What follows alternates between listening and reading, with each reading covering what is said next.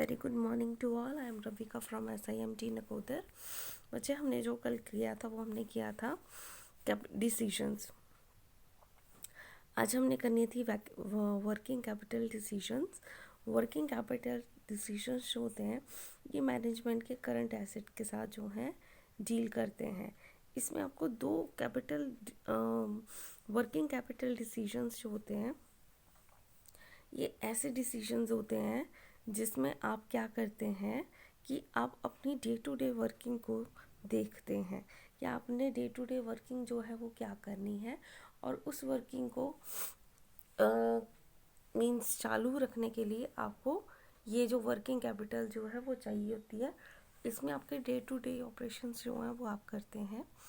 अब दो main decision points जो हैं वर्किंग कैपिटल मैनेजमेंट में वो है लेवल ऑफ इन्वेस्टमेंट, कि आपने कितना लेवल जो है वो करंट एसेट्स में इन्वेस्टमेंट का करना है, और दूसरा जो है वो फाइनेंसिंग जो है करंट एसेट्स की वो क्या होगी, यानी कि आपने उसमें फाइनेंसिंग को कैसे लेकर आना है। ठीक है।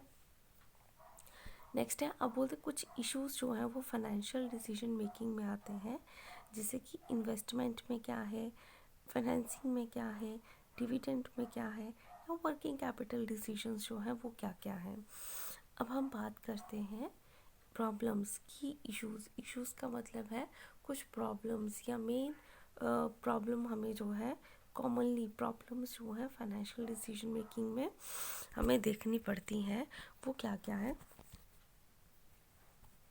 सबसे पहले है इन्वेस्टमेंट की। अगर जो हम बात करते हैं तो हमारे को जो मेन प्रॉब्लम है वो क्या है कि बिजनेस जो है वो कैसा होना चाहिए, क्या ग्रोथ रेट जो है वो सही है, हमें कौन कौन सी एसेट्स जो हैं वो लेनी चाहिए। ये आपकी प्रॉब्लम है जो कि आप डील करते हो इन्वेस्टमेंट डिसीजन में।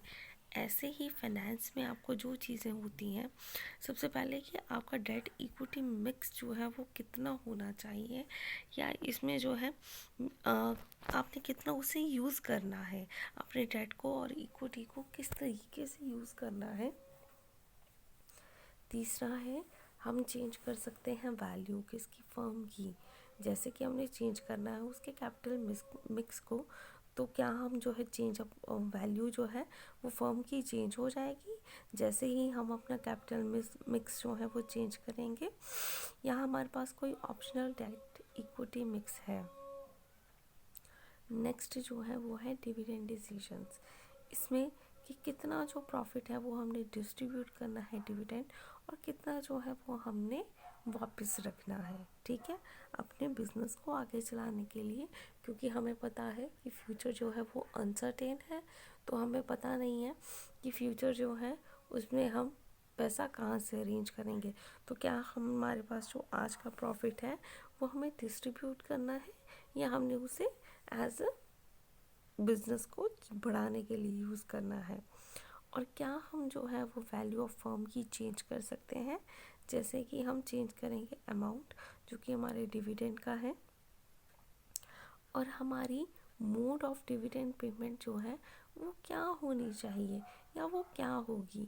ठीक है, तो ये जो है ये कुछ प्रॉब्लम्स हैं जो कि आपके डिविडेंड डिसीजंस के साथ है, जैसे कि डिविडेंड पेमेंट का मोड क्या होगा, क्या जो वैल्यू चेंज करने से हमारी अमाउंट जो है डिविडेंड की चेंज होगी, क्या प्रॉफिट जो है वो हमें डिस्ट्रीब्यूट करना है या फिर हमें वो वापस लगाना है।